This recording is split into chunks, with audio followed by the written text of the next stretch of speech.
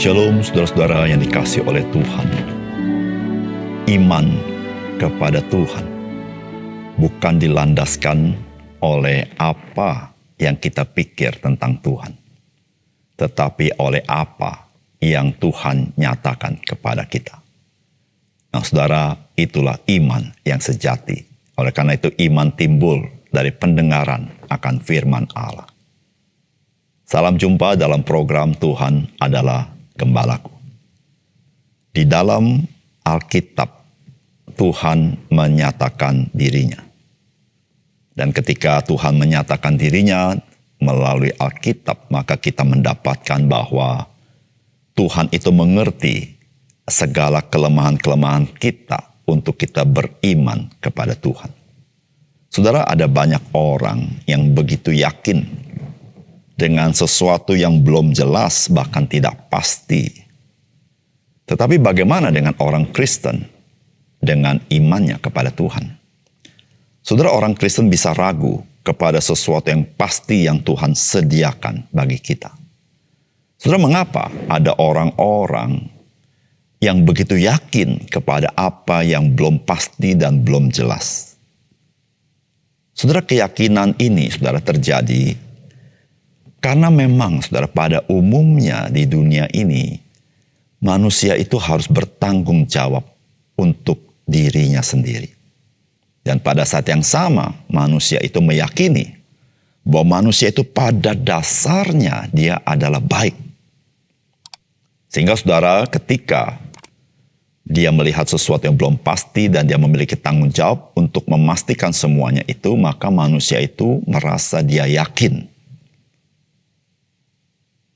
Keyakinan itu adalah bersandarkan kepada dirinya sendiri. Tetapi bagaimana dengan iman Kristen?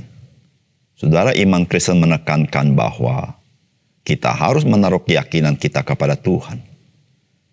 Karena kita percaya bahwa keselamatan itu semata-mata pemberian Tuhan.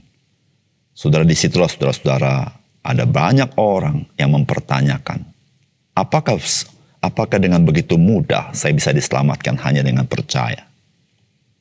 Saudara, jikalau kita mengerti dan mengenal Tuhan, maka kita pasti tidak ragu. Keselamatan hanya karena pemberian, bukan karena pencapaian manusia. Saudara, mari kita membaca Ibrani 6 ayat 13-20. Sebab ketika Allah memberikan janjinya kepada Abraham, ia bersumpah demi dirinya sendiri, karena tidak ada orang yang lebih tinggi daripadanya. Katanya, sesungguhnya aku akan memberkati engkau berlimpah-limpah dan akan membuat engkau sangat banyak. Abraham menanti dengan sabar dan dengan demikian ia memperoleh apa yang dijanjikan kepadanya. Sebab manusia bersumpah demi orang yang lebih tinggi, dan sumpah itu menjadi suatu pengokohan baginya yang mengakhiri segala bantahan. Karena itu, untuk lebih meyakinkan mereka yang berhak menerima janji itu akan kepastian putusannya, Allah telah mengikat dirinya dengan sumpah. Supaya oleh dua kenyataan tidak berubah-ubah tentang mana Allah tidak mungkin berdusta, kita yang mencari perlindungan beroleh dorongan yang kuat untuk menjangkau pengharapan yang terletak di depan kita. Pengharapan itu adalah sauh yang kuat dan aman bagi jiwa kita yang telah dilabuhkan sampai ke belakang tabir, di mana Yesus telah masuk sebagai perintis bagi kita ketika ia menurut peraturan Melkisedek menjadi imam besar sampai selama-lamanya. Saudara yang dikasihi oleh Tuhan, bagian firman Tuhan yang kita baca, penulis surat Ibrani ingin mengajarkan kepada orang-orang Kristen bahwa ketika Allah berjanji, dia tidak main-main dengan janjinya. Tetapi untuk meyakinkan bahwa dia tidak main-main dengan janjinya, maka Allah itu perlu bersumpah. Saudara, apakah Allah perlu bersumpah? Padahal Allah itu adalah Allah yang benar dan Allah yang setia dan Allah yang tidak pernah berdusta. Saudara, secara hakikat Allah tidak perlu bersumpah. Namun saudara, mengapa Allah perlu bersumpah ketika dia memberikan janji kepada Abraham? Saudara, semata-mata karena kelemahan-kelemahan manusia yang sulit untuk bisa percaya. Saudara, disitulah saudara-saudara, bagian firman Tuhan ini ingin memberitahukan kepada kita bahwa Tuhan kita bukan sekedar Tuhan yang memberikan janji.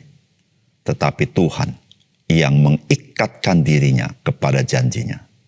Sehingga saudara-saudara, janji Tuhan itu melekat pada diri Tuhan itu sendiri. Sehingga saudara, kita tidak perlu ragu kepada janjinya. Saudara, apakah pesan firman Tuhan bagi kita? Yang pertama, saudara, Tuhan bukan sekadar memberikan janjinya, tetapi dia memberikan dirinya sebagai kenyataan daripada janji yang ia telah sampaikan kepada kita.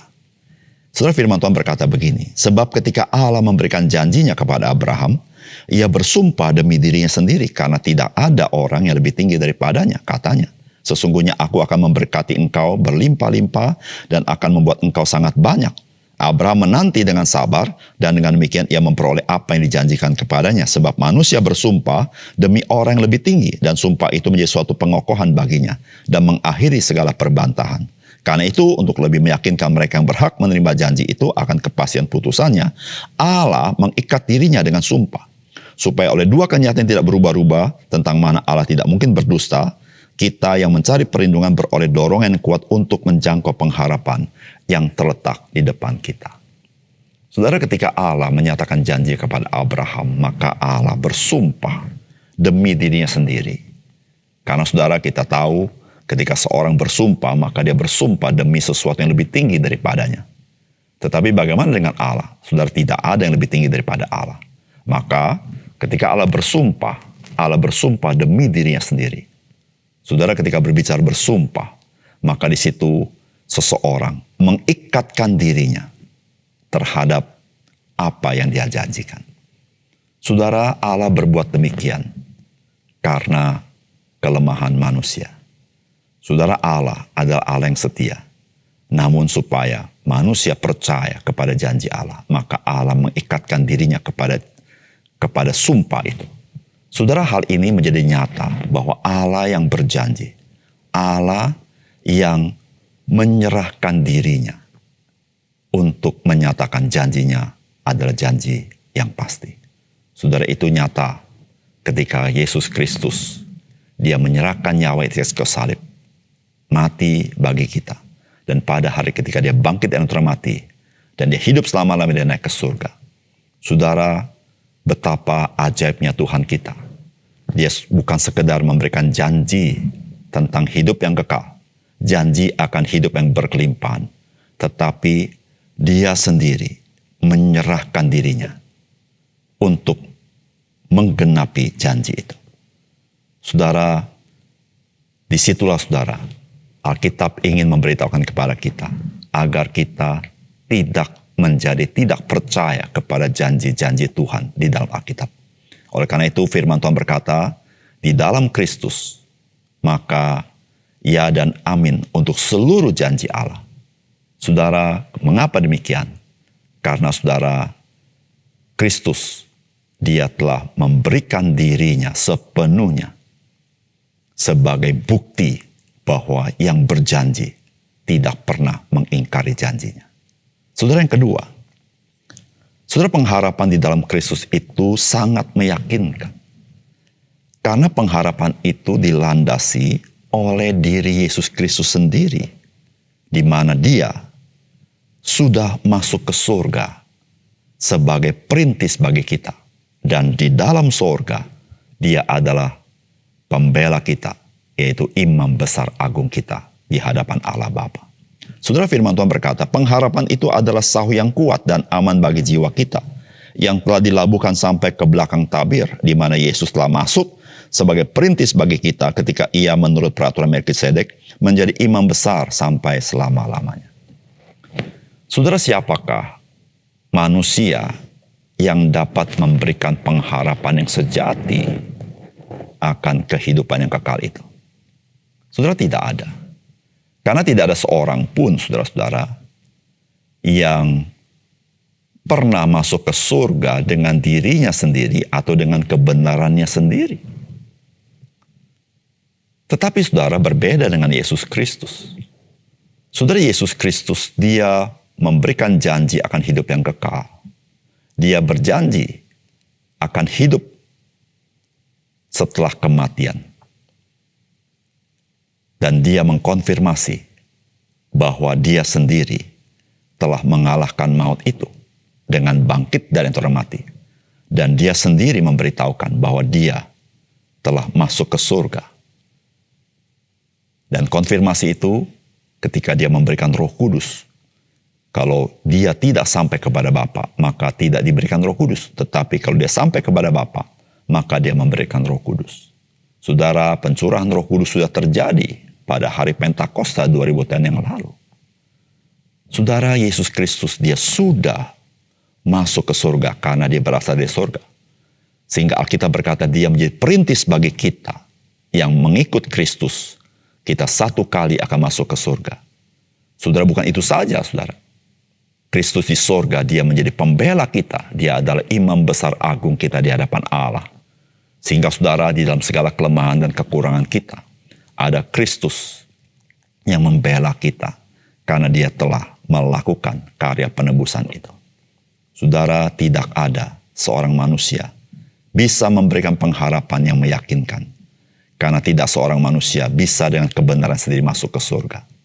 Semua bergantung kepada karya Kristus. Oleh karena itu, saudara, jikalau Kristus telah begitu meyakinkan akan keselamatan, akan hidup yang kekal, akan hidup yang berkelimpahan bagi kita, maka saudara, ada apatah lagi yang jauh lebih besar daripada itu, yang Kristus tidak dapat menolong kita. Saudara, tidak ada.